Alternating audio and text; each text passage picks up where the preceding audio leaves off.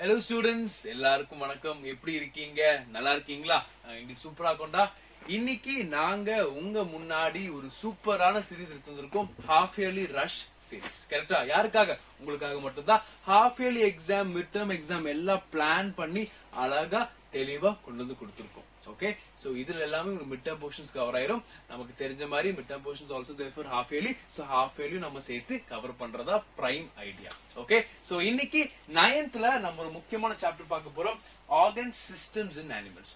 So அப்படி என்ன sir பண்ண போறோம், என்ன பிளான் வச்சிருக்கீங்கன்னு கேட்டீங்கன்னா, இந்த சாப்டர்ல இருக்கக்கூடிய ஹை வெயிட்டேஜ் क्वेश्चंस நம்ம டிஸ்கஸ் பண்ண போறோம். Okay, let it be 1 mark 3 mark 5 mark என்ன மார்க்கா இருந்தாலும் பிரச்சனை இல்ல.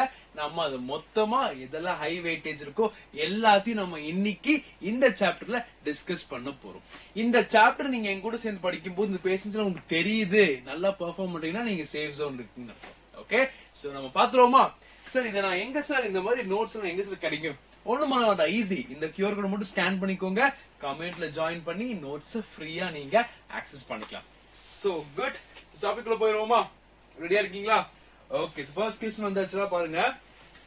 ஃபர்ஸ்ட் என்னாச்சு, 1 மார்க்கே பாத்துருவோமா? bile helps the digestion of. பைல்ங்கற பொருள் வந்து எதை வந்து டைஜஸ்ட் பண்றதுக்கு ஹெல்ப் பண்ணு கேக்குறாங்க. புரோட்டீன்ஸ் நஹி, சுகர் இல்லை, ஃபேட்ஸ் ஃபேட்ஸ் தான் ஆன்சர். எப்படி நல்லா யோசிச்சு பாருங்களா, இந்த பைல் என்னமோ பண்ணும். அது நம்ம வந்து சில டெக்ஸ்ட்ல எம்எல்சிஃபைங் ஃபேட்ஸ் போட்டிருப்பாங்க. அப்படின்னா ஃபேட்ஸ்ங்கிறது நல்ல பெரிய பெரிய நல்ல குண்டு குண்டு மாலிகூல்ஸா இருக்கும், லார்ஜ் மாலிகூல்ஸா இருக்கும். அந்த லார்ஜ் மாலிகூல்ஸா அழகா குட்டியாக்கி விட்டுரும். அது அப்படியே குட்டி குட்டியா டைனி டிராப்லெட்ஸா மாத்திட்டா லைபேஸ்ங்கிற என்சைம் வந்து அதை ஈஸி டைஜஸ்ட் பண்ணிடும். ஓகே, சோ அப்ப இன்டைரக்டா பைல் என்ன பண்ணுது, ஃபேட்டை வந்து டைஜஸ்ட் பண்றதுக்கு ஹெல்ப் பண்ணுது. அதனாலதான் bile helps the digestion of fats. Okay, clear? புரிஞ்சுதா? நீங்க உங்களுக்கு எதுன்னு தெரிஞ்சிருக்கு, ஏன் தெரியல, இப்ப ஏன் தெரிஞ்சுக்கிட்டீங்களா? அவ்வளவுதான். அடுத்த क्वेश्चन பாருங்க, the organ affected by jaundice. ஜாண்டிஸ்னாலே பிரைமரி அஃபெக்ட் ஆகுறது யாரு? லிவர் தான், டவுட்டே இல்ல. லங்ஸ்க்கு பிரச்சனை இல்ல, கிட்னிக்கு பிரச்சனை இல்ல, பிரெயினுக்கு பிரச்சனை இல்ல. சோ நமக்கு ஆன்சர் என்னது? லிவர் தான் பிரச்சனை. எப்படி சார்? நல்லா யோசிச்சு பாருங்கடா. நமக்கு ஜாண்டிஸ் வரும்போது ஆர்பிசிங்கிற செல்ஸ் இருக்குல்ல, அது வந்து பயங்கரமா டிஸ்ட்ரக்ட் ஆகும், பயங்கரமா அழியும். பயங்கரமா அழிஞ்சு என்ன ஆகும், அது வந்து ஒரு எல்லோ கலர் டாக்ஸிக் சப்ஸ்டன்ஸா மாறும். அது பேர் பிலிருபின் சொல்லுவோம். அந்த பிலிருபின் ஃபுல்லா போய் லிவர் நின்னுக்கும். லிவர் கஷ்டப்பட்டு ப்ராசஸ் பண்ணுவோம், அது டெலிட் பண்ண டாக்ஸின் தானே நம்ம பாடி தேவையில்லை, அது ரிமூவ் பண்றதுக்கு லிவர் கஷ்டப்பட்டே இருக்கும். ஆனா ஒண்ணுமே பண்ண முடியாது, ஏன்னா நிறைய வந்து நிக்கும். அப்ப லிவருக்கு என்ன ஒரு கட்டத்துக்கு மேல ப்ராசஸ் பண்ண முடியாம அஃபெக்ட் ஆயிரும். அதனாலதான் the organ affected by jaundice we name it as liver. Clear? Next question, which of the following is not a part of female reproductive system? Female reproductive systemல யார் இன்வால்வ் ஆகல? கொடுத்திருக்க ஆப்ஷன்ல ஓவரி கண்டிப்பா வேணும். ஓவரியில தான் என்ன இருக்கு? ஓவம்ங்கிற எக்குங்கிற ஃபீமேல் கேமெட் இருக்கு, அது கண்டிப்பா இருக்கு. யூட்ரஸ் ஆப்வியஸ்லி ப்ரோ, யூட்ரஸ் கண்டிப்பா இருக்கணும். ஏன்னா யூட்ரஸ்ல இருந்து தான் அந்த குழந்தை வந்து வளர்றதுக்கான ஸ்பேஸ் இருக்கு. So uterus is mandatory. Testis, testis தேவையா? நல்லா வச்சு பாருங்க. எஸ், மேல்ஸ்ல தான் டெஸ்டிஸ் தேவை, ஏன்னா டெஸ்டிஸ்ல இருந்தா ஸ்பெர்ம்ஸ் ப்ரொடியூஸ் ஆகுது. ஃபீமேல்ஸ்ல எங்க ஸ்பெர்ம்ஸ், ஃபீமேல்ஸ்ல எங்க டெஸ்டிஸ். சோ டெஸ்டிஸ் நமக்கு தேவை இல்லை. So testis is the answer. Fallopian tube பாருங்க, அதுவும் நமக்கு ஃபீமேல் ரிப்ரொடக்டிவ் சிஸ்டம்ல தேவையே. இந்த ஃபெலோபியன் டியூப்ல தான் என்ன ஆகுது, இந்த மேல் கேமெட்டும் ஃபீமேல் கேமெட்டும் வந்து மீட் பண்ணி ஃபெர்டிலைசேஷன் நடக்கிறது. அது எங்க? ஃபீமேல்ல. அது ஃபீமேல்ல எங்க? ஃபெலோபியன் டியூப்ல. அப்போ ovary, uterus, fallopian tube is a part of female reproductive system, whereas testis is not a part of female reproductive system. It comes with male reproductive system. Clear? Next question. To prevent the entry of food into trachea, the opening is guarded by. நல்லா பாருங்க, to prevent the entry of food into trachea அப்படின்னு என்ன அர்த்தம்? சரி, ட்ரக்கியாங்கிற win pipe இருக்கா நமக்கு. அந்த win பைப்ல என்ன ஆகும் தெரியுமா? காத்து மட்டும் தான் போகணும், திடீர்னு சாப்பாடு உள்ள போயிடும். அப்ப அந்த சாப்பாடு சம்டைம்ஸ் உள்ள போறது வந்து ஒரு கிளிச்னால, நம்ம உடம்புல ஒரு கிளிச் நடக்கும். ஓகே, அதனால போகும். ஆனா ஜெனரலா அது உள்ள போகாம தடுக்கிறது யாருன்னு பாத்தீங்கன்னா, ஒரு பிளாப் மாதிரி இருக்கும். இப்படி இது க்ளோஸ்டா இருந்துச்சுன்னா அந்த ஃபுட் அதுலயே போகாது, இது ஓபன் ஆச்சுன்னா போயிடும். அப்ப அது க்ளோஸ் பண்ணி நம்மள பாத்துக்கும். யார் அது? Nothing but epiglottis. சரியா? எபிக்ளாட்டிஸ் என்ன பண்ணும்? ஃபுட்னா ஃபுட் பைப்புக்கு தான் போகணும், விண்ட்னா வின் பைப்புக்கு தான் போகணும். அப்ப வின் பைப்புக்கு தப்பி தவறி ஃபுட் போயிருச்சுன்னா அவுட். அப்ப அதை வந்து பாத்துக்கிறது யாருன்னா இந்த epiglottis. Okay, this is also very important question. The structure and function of kidney. ரொம்ப easy question, prime important question. ரொம்ப ரொம்ப முக்கியம். நீங்க அடிப்படை பேசிக் தெரிஞ்சுக்கணும். Okay, nothing but nephron is that. Nephron is குட்டி குட்டி குட்டி structural units. நம்ம டீடைலா பாப்போம் அத பத்தி இருக்கு. So எல்லாமே இருக்குது எங்க kidney. So it's considered as a structural and functional unit of kidney. Name the types of teeth present in an adult human being. Mention the functions of each. இந்த question கிட்ட எழுதிடுவீங்களா? எப்படி எழுதணும் பாத்துருவோமா? அழகா தெளிவா பாத்துருவோமா? எவ்வளவுதான்டா இந்த சாப்டர்லாம் போட்டு போயிட்டே இருக்கலாம் நீங்க. யார் எதுவும் கேட்க மாட்டாங்க, அழகா ஃபுல் மார்க் போட்டு போயிட்டே இருப்பாங்க. ஓகே பாத்துருவோமா? டைப்ஸ் ஆஃப் டீத் பாருங்க. ஃபர்ஸ்ட் ஒன் நம்ம கிட்ட இருக்கிறது incisors, second one canines, third premolars, fourth molars. மொத்தம் 4 வகை டீத் உள்ளது. அதில் முதல் வகை இன்சைசஸ். அப்ப இந்த இன்சைசஸ் எவ்வளவு இருக்கு? மொத்தம் 8 டீத் இருக்கு. நல்லா பாத்தீங்கன்னா தெரியும். 1 2 3 4 1 2 3 4 4 4 8 டீத் இருக்கு. ஓகே, மேல 4 கீழ 4 மொத்தம் 7 டீத். அது என்ன வேலை? நம்ம இந்த கடிப்போம்ல, கடிக்கிறது, பைட் பண்றது, அது எல்லாம் இதுல வந்துரும், இதுல வந்துரும். So cutting and biting will come with this particular incisors. அடுத்து கேரட் ஷார்ப்பா இருக்கும், புலிக்கெல்லாம் பெருசா இருக்கும், அப்படியே மசில டேர் பண்ணி சாப்பிடு பாத்துருக்கீங்களா புலி சிங்கம் எல்லாம், அப்ப அவ்வளவு ஷார்ப்பா இருக்கும். அது நமக்கும் இருக்கு, ஆனா அவ்வளவு ஷார்ப்பா இல்ல. ஆனா நம்ம இது என்ன பண்ணுவோம்? we also use it for tearing and piercing. நல்லா அடிச்சு பீஸ் அப்படியே கட் பண்ணும்போது என்ன ஆகும்? நம்ம இந்த கேனைன்ஸ் யூஸ் பண்ணி தான் கட் பண்ணி எடுப்போம். So tearing and piercing use பண்ணுவோம். அது எவ்வளவு இருக்கு? 4 நம்பர் இருக்கு. கிளியர்? அடுத்து ப்ரீமோலஸ் பாருங்க, 8 இருக்கு. பின்னாடி அதாவது பின்னாடிக்கு கொஞ்சம் முன்னாடி வந்துரும். ஓகே, கேனைன்ஸ்க்கு அப்புறம் வரது we call it as premolars. crushing and grinding. Okay, நம்ம வந்து சாப்பிடும்போது சாப்பாடு பிடிக்கும், என்ன பண்ணுவோம்? வாயில வச்சுட்டு கிரஷ் பண்ணிட்டே இருக்கும். கரெக்டா? இந்த மாடு வந்து என்ன பண்ணுவோம்? புல்ல உட்காந்து சாப்பிட்டுட்டே இருக்கும். பாத்தீங்களா? ஜவு ஜவு ஜவுன்னு இருக்கும். சோ அதெல்லாம் crushing and grinding. அது எது பண்ணுது? premolars. Okay, so molars last 12 இருக்கு. that is also having the role with crushing, grinding and mastication. mastication அதே தான்டா, நல்லா chew பண்ணி நல்லா ஃபைனா மாத்துறதா mastication. கிளியர்? சோ இந்த மாதிரி நீங்க சாப்டர் காலம் முடிச்சிட்டீங்கன்னா அழகா ஃபுல் மார்க் வந்துரும். சும்மா வளவளன்னு கதை இருக்கணும் அவசியம் இல்லடா. Be very short, precise, make a tabular column கரெக்டா தெளிவா அழகா எழுதணும். Okay, super. சோ உங்களுக்காக டயகிராம் இங்க இருக்கு பாருங்க. இதுதான் we call it as incisors. Okay, and you have canines, you have premolars, and you have molars. Got it? Easy-ஆ இருக்கா? அடுத்து பாத்துருவோமா? Explain the structure of nephron. கண்டிப்பா இந்த கேள்வி வரும்டா. ரொம்ப இம்பார்ட்டன்டான கேள்வி, ஹை வெயிட்டேஜ் இருக்கிற கேள்விதான் ஸ்ட்ரக்சர் ஆஃப் நியூரான். பாத்துருவோமா? சோ பாருங்க, ஸ்ட்ரக்சர் ஆஃப் நியூரான் பாக்குறதுக்கு முன்னாடி இந்த டயகிராம் நான் காட்டுறேன். இதுதான் இந்த டயகிராம் தான். தெரியுதா உங்களுக்கு? Can you see this? என்ன சார் என்னமோ கச்ச கச்சன்னு இருக்கு.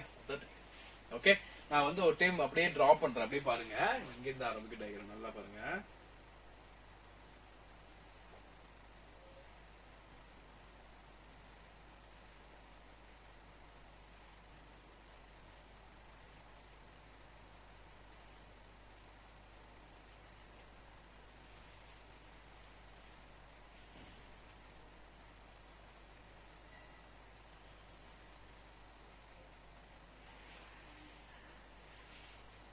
ஓகே, சோ நான் வரைஞ்சிருக்கிற அந்த கப்பு தெரியுதா உங்களுக்கு?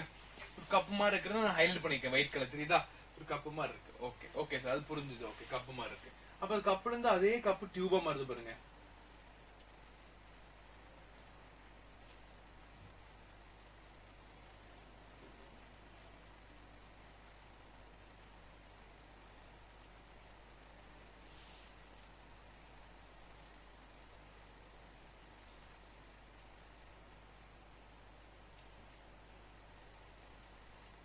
பாத்தீங்களா? டியூபா மாறுது தெரியுதா உங்களுக்கு? அதே கப்பு குட்டியா டியூபா மாறுது. அந்த டியூப் இந்த இடத்துல வரும்போது இன்னும் ஒல்லி ஆயிருது. இன்னும் ஒல்லி தெரியுதா? அப்படி ஒல்லி ஆயிருதா? ஒல்லி ஆயிட்டு அப்புறம் இங்க என்ன ஆகுது? இங்க பின்னியும் குண்டாகுது. அதுக்கப்புறம் திருப்பியும் இந்த பிரான்சஸ் மாதிரி இருக்கு. இதுதான் ஒரு ஸ்ட்ரக்சர். ஓகே, அண்ட் உள்ள பாருங்க ரெட் கலர்ல, இதை வந்து கன்சிடர் பண்ணாதீங்க. இதை இப்போதைக்கு விட்டுருங்க, இதை மட்டும் கன்சிடர் பண்ணுங்க. ஓகே, சோ என்னமோ ரெட் கலர்ல என்னமோ போகுது சார், இங்க ப்ளூ கலர் இருக்கு சார், இந்த மாதிரி என்னமோ இருக்கு சார். அது எனக்கு டீடைலா பாத்துருவோமா? தெளிவா பாத்துருவோமா? ஒரு டயகிராம் ஐடியா கிடைச்சிச்சா? நீ கிளியரா பாத்துருவோமா? ஓகே, சில பேருக்கு கனெக்ஷன்ஸே புரியாது, என்னடா இது கச்ச கச்சன்னு இருக்கு. So that's why I made a highlighting text to understand the connections. Now we'll see what is that, what is the function and all. Okay, first, each kidney has over 1 million nephrons. ஒரு கிட்னில, so ஒரு கிட்னில 1 million nephrons இருக்கு. Correct? So ஒரு கிட்னில 1 million நெஃப்ரான்ஸ்னா இன்னொரு கிட்னில 1 million, so 2 million சொல்லலாமா? அப்படி சொல்ல முடியாதுடா, அது வேரி ஆகும். Okay, like it will be there, ப்ரிசைஸா சொல்ல முடியாது, அரௌண்ட் தான் சொல்ல முடியும். ஓகே, So over பாத்தீங்களா? Nephrons are the structural and functional units of the kidney. That is an easy point to be understood. Each nephron has two parts, renal corpuscle and renal tubule. ரெண்டே part படிச்சிட்டீங்கன்னா முடிச்சிடும். Sir என்ன sir நிறைய வரைஞ்சு வச்சிருக்கீங்க அப்படி தோணும் உங்களுக்கு. ஆனா அது நான் ரெண்டு பார்ட்ல முடிச்சிடலாம். எப்படி நம்ம மொத்த பாடி அப்பர் பாடி லோவர் பாடி பிரிக்கிறோமோ அதே மாதிரி என்ன பிரிக்கிறேன், renal corpuscle and renal tubules பிரிக்கிறேன். சோ ரீனல் கார்பஸல் பாத்துருவோமா? So now look at here. First renal corpuscle. Okay, so நீங்க எழுதும்போது ஒரு அப்படியே மேட்ச் எழுதணும், அப்படியே அந்த ஃப்ளோவோட எழுதணும், சம்பந்தமே நம்ம பாயிண்ட்ஸ் எழுத கூடாது. சோ அந்த ஃப்ளோவை நீங்க படிச்சாலே அழகா எழுதிடலாம். ஓகே, அதை மெமரைஸ் பண்ண அவசியம் இல்ல, ஃப்ளோ ஞாபகம் வச்சா போதும். எப்படி ஞாபகம் வச்சுக்கலாம்? கிட்னி, கிட்னில என்ன இருக்கு? நெஃப்ரான்ஸ் இருக்கு. எவ்வளவு இருக்கு? 1 மில்லியன் இருக்கு. ஓகே, அப்ப இந்த நெஃப்ரான் பத்தி படிக்கணும்னா ஃபர்ஸ்ட் என்ன தெரிஞ்சுக்கணும்? நெஃப்ரான் பேசிக்கா ரெண்டா பிரிக்கணும். எப்படி பிரிக்கலாம்? ஒன்னு வந்து ரீனல் கார்பஸல், இன்னொன்னு வந்து டியூபியூல்ஸ். அப்ப ரீனல் கார்பஸல்னா என்ன பாத்துருவோமா? இந்த ஃப்ளோல வந்துட்டீங்கன்னா அழகா மறக்குவாங்க இல்ல, சரியா? The renal corpuscle includes the Bowman's capsule and the glomerulus. அப்ப renal corpuscle னு வந்துருச்சுனா அதுக்குள்ள இப்ப ரெண்டு பார்ட் வந்துருச்சு. எப்படி நான் அப்பர் பாடி உள்ள எடுத்தா ஆர்ம்ஸ் எடுக்கிறேன், இந்த பகுதி டார்சல் எல்லாம் எடுக்கிறனோ அதே மாதிரி renal corpuscle பிரிச்சனா ரெண்டு பகுதி இருக்கு. ஒன்னு வந்து Bowman's capsule, இன்னொன்னு glomerulus. ஒன்னு வந்து Bowman's capsule, இன்னொன்னு glomerulus. சார் Bowman's capsule னா என்ன சார்? நான் வந்து ஃபர்ஸ்ட் ஒரு கப் மாதிரி வரைஞ்ச பாத்தீங்களா? ஒரு கப் மாதிரி அழகா இருந்துச்சா? அந்த கப்பு தான் Bowman's capsule. ஓகே, இந்த கப்பு தான். ஓகே, இந்த கப்பை என்ன சொல்லுவோம்? Bowman's capsule சொல்லுவோம். ஓகே, சோ அப்ப glomerulus-னா உள்ள பாருங்க ரெட் கலர்ல கச்ச கச்ச கச்ச கச்சன்னு இருக்கா? அதான் glomerulus. சோ அப்ப என்ன சார் இந்த ரெட் கலர்ல? ஒண்ணும் இல்லடா, இது எல்லாமே blood vessels. ஓகே, இது எல்லாமே blood vessels. நம்ம பாடியில நிறைய blood vessels இருக்கு, arteries, veins, capillaries இருக்கா? அந்த மாதிரி ஒரு blood vessels ஒரு குரூப் தான் நம்ம என்ன சொல்லுவோம்? glomerulus சொல்லுவோம். அப்ப the glomerulus plus Bowman's capsule we call it as renal corpuscle. கேக்கலாம், கேட்டில கேக்கலாம். ஓகே, இப்ப பாருங்க, blood enters the glomerulus via afferent arterioles and leaves through efferent arteriole. அப்ப the glomerulus-ங்கிறது network of capillaries. Okay, ஒரு டைப் ஆஃப் blood vessel இருக்கு, ஒரு capillaries நெட்வொர்க்கா இருக்கு. அதுக்குள்ள blood எப்படி போகுதுன்னு பாத்தீங்கன்னா afferent arterioleங்கிற ஒரு blood vessel மூலமா என்டர் ஆகுது. புரியுதா உங்களுக்கு? நல்லா பாருங்கடா, இங்க வந்து இப்படி இருக்கு. ஓகே, இதுதான் அந்த network of capillaries we call it as glomerulus. இப்போ இந்த glomerulus குள்ள ஒரு கனெக்ஷன் போகுதுல, அது யாரு?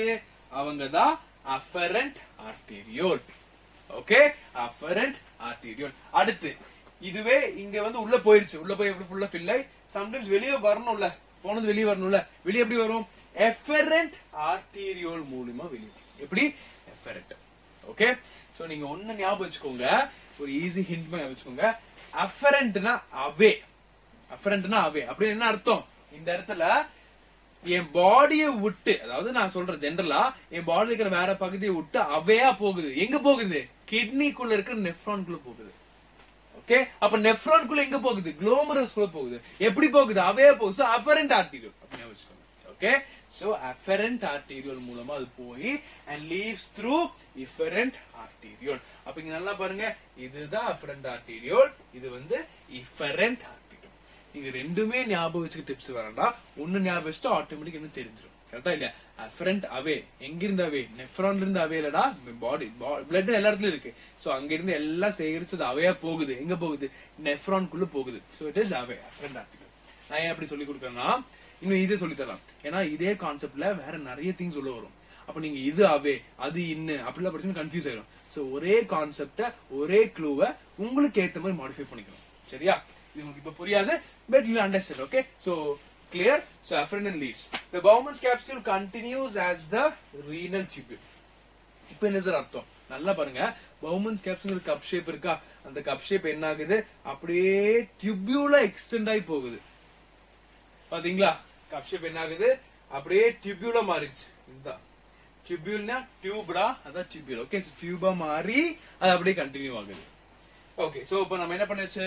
glomerulus பார்த்தாச்சு, Bowman's capsule பார்த்தாச்சு, and அது வந்து renal corpusங்கிறது தெரிஞ்சுக்கிட்டோம். இப்போ renal tubule, அப்ப இப்போ ஒரு ஐடியா கிடைச்சிருச்சு. renal tubule என்ன அர்த்தம்? டியூப்ஸ் இருக்குன்னு அர்த்தம். என்ன அர்த்தம்? டியூப்ஸ் இருக்குன்னு அர்த்தம். பாருங்க, renal tubule has 3 parts. என்ன இருக்கு? 3 பார்ட் இருக்கு. ஒன்னு வந்து proximal convoluted tubule, அடுத்து loop of Henle, distal convoluted tubule. Sir எப்படி சார் ஞாபகம் வச்சுக்கிறது? தெளிவா சொல்றேன் கேளுங்க. proximal அர்த்தம் என்ன தெரியுமா? which is very near. which is very near. அப்ப அந்த பவுமன் கேப்சூலுக்கு நியரா இருக்கிறது யாரு? ப்ராக்சிமல். அப்படி ஞாபகம் வச்சுக்கலாம். ஆர் அந்த நெஃப்ரான் ஸ்ட்ரக்சர்ல ஃபர்ஸ்ட் வர்றது யாரு? ப்ராக்சிமல் கான்வல்யூட்டர். அதனாலதான் அதுக்கு ப்ராக்சிமல்னு பேர். It is near, it is the first one. So near அப்படி ஞாபகம் வச்சுக்கோங்க. ப்ராக்சிமல். கான்வல்யூட்டர்னா என்ன சார்? ப்ராக்சிமல்னா நியர் ஞாபகம் வச்சுக்கோங்களா. அடுத்து கான்வல்யூட்டர்னா காயில்ட். அந்த டியூப் பாருங்க, இந்த டியூப் வந்து உங்களுக்கு காட்டுறதுக்காக இப்படி ஸ்பிளிட் பண்ணி வரைஞ்சிருக்காங்க. இது ஆக்சுவலி எப்படி இருக்கும்? பயங்கரமா காயில் இருக்கும். உங்களால பார்க்க கூட முடியாது, அவ்வளவு காயிலிங் இருக்கும். சோ அந்த காயிலிங்க வந்து அப்படி பார்த்து உங்களுக்கு புரியாதுங்க. இப்படி இருக்கும், ஆக்சுவலி இப்படி இருக்கும், இப்படி இருக்கும். எப்படி புரியும் உங்களுக்கு? சோ டியூப் புரியணும்ல, அதனால கொஞ்சம் பிரிச்சு காட்டிருக்காங்க. பட் ஸ்டில் கான்வல்யூஷன்ஸ் அந்த அந்த ஒரு காயிலிங்க காட்டியிருக்காங்க. அப்ப நல்ல காயில்டா இருக்கும். அப்ப பக்கத்திலே காயில்டா இருக்கிற டியூப் தான் ப்ராக்சிமல் கான்வல்யூட்டட் டியூபியூல். அவ்வளவுதான், மறக்கவே மாட்டீங்க. Okay, so proximal convoluted tubule இருக்கு. அண்ட் அது என்ன ஆகுது?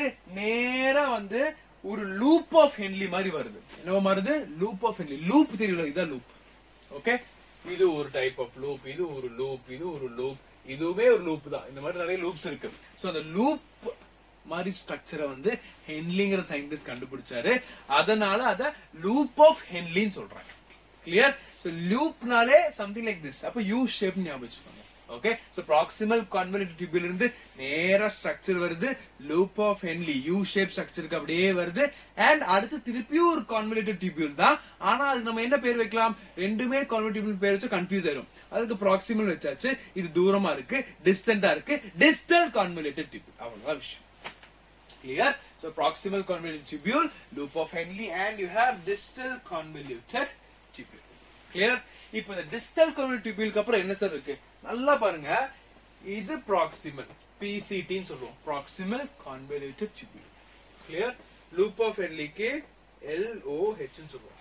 Loop of Henle. Okay? And அடுத்து இதுக்கு வந்து DCT. Distal convoluted tubule. அப்ப இந்த டியூபிள் நேரா பாருங்க, என்னமோ ஒரு கிளை மாதிரி இருக்கு சார். என்ன சார் இது? ஏதோ பிரான்ச் மாதிரி ஸ்ட்ரக்சர் இருக்கு. பார்த்தா அப்படிதான் இருக்கு. இது என்ன சொல்லுவாங்கன்னா கலெக்டிங் டக்ட்னு சொல்லுவோம். ஓகே, பாருங்க, the distal convoluted tubule opens into collecting tube. புரிஞ்சுதா? இந்த ஸ்ட்ரக்சர் நல்லா பாருங்க, எதுலயுமே பெருசா கிளையில எல்லாம் கண்டினியூஸா இருக்கு. ஆனா கலெக்டிங் டியூபிள் கிட்ட மட்டும் நிறைய ஓப்பனிங் இருக்க மாதிரி இருக்கு. பாத்தீங்க, நிறைய பிரான்ச்சஸ் இருக்கு. அப்ப என்ன அர்த்தம்? எல்லா இடத்துல இருந்தும் இருக்கக்கூடிய டிசிடி நேரா வந்து ஒரே ஒரு கலெக்டிங் டியூபுக்குள்ள ஓபன் ஆயிரும். புரிஞ்சுதா? ஈஸியா இருக்கா? சோ இதுல இருந்து எல்லாம் நிறைய கனெக்ட் ஆகும். ஓகே, இது எவ்வளவு ஓபனிங்ஸ் இருக்கோ அவ்வளவு கனெக்ட் ஆகிட்டு என்ன ஆகும்? நேரா கலெக்டிங் டியூபுக்குள்ள ஓபன் ஆயிரும். அப்ப என்ன அர்த்தம்? இங்க ஒரு டிசிடி இருக்குன்னு அர்த்தம், இங்க ஒரு டிசிடி இருக்குன்னு அர்த்தம், இங்க ஒரு டிசிடி இருக்குன்னு அர்த்தம், இங்க ஒரு டிசிடி இருக்குன்னு அர்த்தம். Okay, clear? Fine. The nitrogenous waste pass into the renal pelvis, then to ureters. இது வந்து நம்ம ஆல்ரெடி கிட்னியோட டயகிராம் படிக்கும்போது படிச்சிருப்போம். But you have to make clear, இந்த கலெக்டிங் டக்ட்ல வந்துருச்சு வேஸ்ட், நைட்ரஜன் வேஸ்ட் வந்துருச்சு. அப்ப நம்ம என்ன சொல்லுவோம்? அத யூரின் சொல்லிடுவோம். அவ்வளவுதான். ஓகே, சோ யூரின் நேரா வருது. யூரின் உள்ள வந்ததுக்கு அப்புறம் என்ன ஆகும்? இப்ப கிட்னிக்குள்ள இருக்கிற ஒரு பார்ட் தான்டா நெஃப்ரான், மறந்துடாதீங்க. இந்த நெஃப்ரானோட கடைசி பார்ட் தான் இந்த collecting tuple. Correctly? Okay, so இந்த கலெக்டிங் டியூபிள் இருந்து நேரா அது என்ன ஆகுது? அப்படியே வெளியே வந்து ரீனல் பெல்விஸ்க்கு போகுது. அண்ட் அதுக்கப்புறம் என்ன ஆகுது? நேரா கெட்டிங் இன்டு யூரேட்டஸ். புரியுதா? அப்ப என்ன அர்த்தம்? கிட்னிக்குள்ளேயே நமக்கு இவ்வளவு பார்ட்ஸ். கிட்னிக்குள்ள நெஃப்ரான் இருக்கு, நெஃப்ரானுக்கு அப்புறம் ரீனல் பெல்விஸ் இருக்கு, ரீனல் பெல்விஸ்க்கு அப்புறம் ஒரு டியூப் மாதிரி வரும். இப்ப நல்லா பாருங்க, இங்க ஒரு கிட்னி இருக்குன்னு வச்சுப்போம். ஓகே, ஓகே, இப்படி கிட்னி இருக்குன்னு வச்சுப்போம். அப்ப கிட்னிக்குள்ள இங்க நிறைய இப்படி பார்ட்ஸ் இருக்கும், இப்படி இருக்கும். அதுக்குள்ள எல்லாமே என்ன ஆகும்? நமக்கு நெஃப்ரான்ஸ் இப்படி இருக்கும். ஓகே, அப்ப நெஃப்ரான்ஸ் எல்லாம் சேர்ந்து என்ன ஆகுது? அப்படியே கலெக்டிங் டியூபியூல் வழியா யூரினை வெளியே அனுப்பி இந்த இடத்துக்கு வந்துருது. ஓகே, அந்த இடத்துக்கு வந்துச்சு, ரீனல் பெல்விஸ் கிட்ட போயிட்டு என்ன ஆகும்? நேரா ஒரு டியூப் மாதிரி ஸ்ட்ரக்சர் இருக்கு. இந்த டியூப் மாதிரி ஸ்ட்ரக்சர் நம்ம என்ன சொல்லுவோம்? யூரேட்டர்னு சொல்லுவோம். என்ன சொல்லுவோம்? யூரேட்டர். புரிஞ்சுதா? ஈஸியா இருக்கா? Okay, so ureter got it. அப்புறம் யூரேட்டர் வழியா இந்த யூரின் அப்படியே வருது வருது வருது வருது வருது, நேரா எங்க போகுது? அப்ப நமக்கு அங்க இடம் இல்ல, சோ இங்க வந்து போட்டுருவோம், இப்படி வரும். ஓகே, சோ கிட்னி இருக்கு. If you don't mind, I can use another color to make it more precise. நல்லா பாருங்க, ரெட் கலர்ல இருக்கிறது நம்ம கரெக்ட். இப்படி வந்துரும்டா கிட்னி. ஓகே, சோ இங்க தான் நம்ம என்ன பண்ணிருக்கோம், பார்ட் பார்ட்டா வரைஞ்சிருக்கோம். கரெக்டா?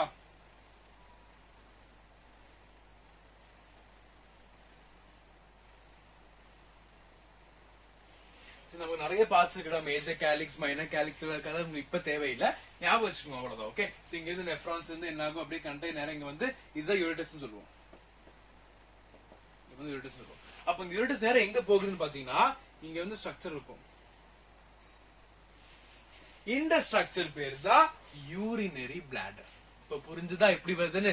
அப்ப யூரின் கிட்னில ஃபார்ம் ஆகுது, எங்க நெஃப்ரான்ல கலெக்டிங் டியூப்ல ஃபார்ம் ஆகுது. ஃபார்ம் ஆகி நேரா ரீனல் பெல்விஸ்க்கு வருது, யூரேட்டஸ்க்கு வருது, இங்க வந்து ஒரு பிளாடர் யூரினரி பிளாடர்ல ஸ்டோர் ஆயிடுது. அவ்வளவுதான் விஷயம். Okay, and expelled through the urethra. இங்க ஒரு ஓப்பனிங் இருக்கும், அந்த ஓப்பனிங் பேர் தான் யூரேத்ரா. அவ்வளவுதான் விஷயம். புரிஞ்சுதா? ஈஸியா இருக்கா? ஃபைன். அடுத்த விஷயம் பாத்துருவோமா? Match the following organ. இந்த ஆர்கன் இது என்ன வேலை பண்ணுங்கிறத மேட்ச் பண்ண சொல்றாங்க. பண்ணிடுவோமா? ஸ்கின் என்னடா பண்ணும்? ஸ்கின் வந்து சார் ஸ்கின் வந்து என்னமோ பண்ணுமே சார். என்ன பண்ணும்? வேர்க்கும், நமக்கு வேர்த்தா ஸ்வெட் வெளியே போகும், வேற எதுவும் இல்லையே சார். அப்ப அவ்வளவுதான். அப்ப அந்த ஸ்வெட் வெளியே போறது ஒரு எலிமினேஷன். அவ்வளவுதான் விஷயம். Clear? Okay. Lungs sir, lungs என்ன பண்ணும்? லங்ஸ் உள்ள இருக்கு, மூச்சு இழுக்கிறோம், மூச்சை விடுறோம். அப்ப மூச்சு இழுக்கும் போது ஆக்சிஜன் உள்ள போகுது, அது பாடிக்கு போயிட்டு என் செல்ஸுக்கெல்லாம் ஆக்சிஜன் கொடுத்துட்டு பாடி யூஸ் பண்ண ஆக்சிஜன் கார்பன் டை ஆக்சைடு மாறினதுக்கு அப்புறம் அந்த கார்பன் டை ஆக்சைடு லங்ஸுக்கு வந்து லங்ஸ்ல இருந்து வாய் வழியா வெளியே போயிருது. அப்போ அது என்ன பண்ணுது? லங்ஸ் வந்து கார்பன் டை ஆக்சைடு வந்து எலிமினேட் பண்ணுது.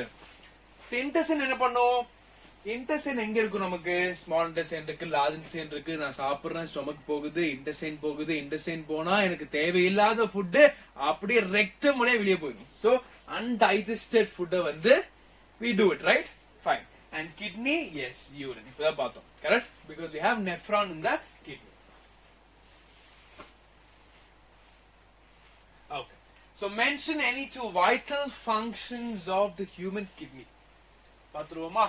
பாருங்க, it maintains the fluid. மொத்தம் நமக்கு 4 இருக்கு, இதுல 2 இருந்தா போதும். 4மே எக்ஸ்பிளைன் பண்ணி கொடுத்தேன். சரியா? Maintains the fluid and electrolyte balance in our body. அப்படின்னா என்ன சார்? எனக்கு புரியவே இல்லை சார். என்ன சார் நீங்க சொன்னீங்க? கிட்னி வந்து யூரின் ஃபார்ம் பண்ணும், அவ்வளவுதானே? யூரின் ஃபார்ம் பண்றது அவ்வளவு ஈஸி இல்ல. நல்லா ஞாபகம். நம்ம பிளட்ட ஃபில்டர் பண்ணி தான் அந்த பிளட்ல இருக்கக்கூடிய வேஸ்ட் தான் நம்ம யூரினா மாத்துறோம். இப்போ நம்ம பிளட்ல வந்து இந்த யூரின் கலந்துருக்கு, ஆனா வேஸ்டா இருக்கு. யூரினா மாறல இன்னும். எப்ப மாறும்? கலெக்டிங் டியூபியூலுக்கு போனாதான் அது யூரினா மாறும். அது வரைக்கும் இது வேஸ்டா இருக்கும். நைட்ரோஜீனஸ் வேஸ்டா இருக்கும். அப்ப பிளட்ல இந்த வேஸ்ட் மிக்ஸ் ஆயிருக்கு. அப்ப இந்த வேஸ்ட் மிக்ஸ் ஆயிருக்கும், பிளட்டுக்கு வந்து என்ன ஆகும்? ஒரு ஃப்ளூயிட், எலக்ட்ரோலைட் எல்லாமே மெயின்டைன் ஆகும். எப்படி சார்? இந்த நெஃப்ரானுக்கு போகும்போது பிளட் போகுமா? பிளட் எப்படி பாருங்க, சிம்பிளா சொல்ற பாருங்க.